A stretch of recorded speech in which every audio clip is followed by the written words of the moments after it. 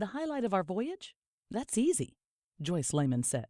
The day we sailed into the lagoon at Truk and anchored in front of the village where Tad and I had been Peace Corps volunteers. Even better, watching the local people when we greeted them in their own language.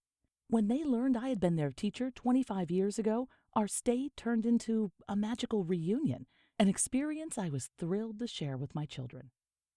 I'd be hard-pressed to choose, Beth Leonard said. The Queen Charlotte Islands are definitely in the top 5.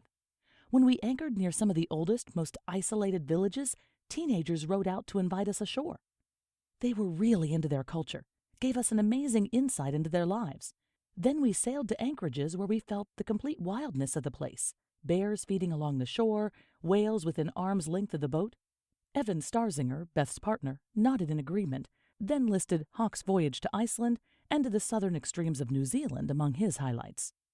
We were all together on board Taleisin, secured alongside a dock in the quiet elegance of Port Madison, only 5 miles west of the crushing traffic of Seattle, Washington. We'd met Craig and Kay Compton, the dock's owners, the previous summer when they anchored their 28-foot cutter Little Wing next to us at Cortez Island, 250 miles to the north. Come and stay at our place when you sail south, they'd insisted. Our friendship blossomed, and we took up their offer. Craig and Kay dreamed of setting off on a cruise that lasted longer than a month each summer.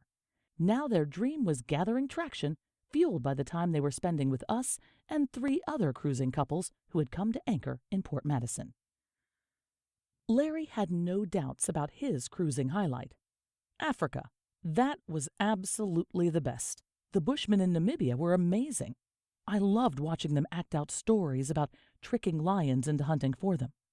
Though I shared his enthusiasm for the 7 amazing months we spent wandering through the desert landscapes of the Kalahari, my favorites list started with the time we spent living as part of a Tongan family, seconded by getting to know the beauties and hardships of life at Harborton Estancia on the southern shores of Tierra del Fuego.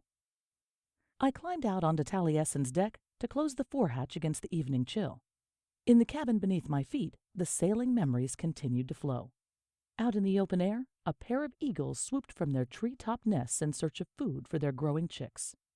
The laughter and shouts of a gaggle of children rang out from the sailing school dinghies flitting past our stern. Dozens of houses surrounded this well-protected anchorage. No one would describe it as exotic, but knew I would add it to my inventory of special memories because of the people we encountered in its quiet waters.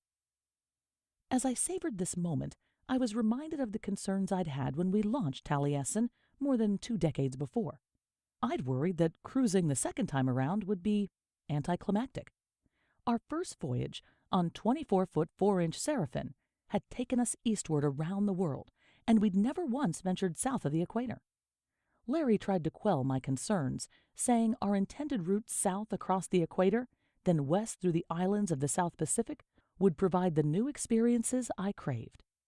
Even so, I'd been concerned the increase in cruising boats that had taken place in the past 2 decades would mean the islanders we met would no longer see us as special guests, no longer afford us a true glimpse into their lives. And once past those fabled islands, what new destinations could we find to lure us onward? I guess every cruiser worries that they will not find the romance enjoyed by those who went before. But as I listened to the stories being paraded out to encourage Craig and Kay, I realized that each voyager, even if following the same general route of others before them, finds a different world, different from what we've found, different from what they expected. Our experiences are varied by our personalities, our approaches to voyaging, our goals, the weather, and the people we meet along the way. After the afternoon's guests departed, Larry and I talked about how our cruising on Taleisin led us to destinations far different from those we found during our first voyage. We did find quiet anchorages where we could be completely by ourselves and dive overboard clad only in suntan lotion.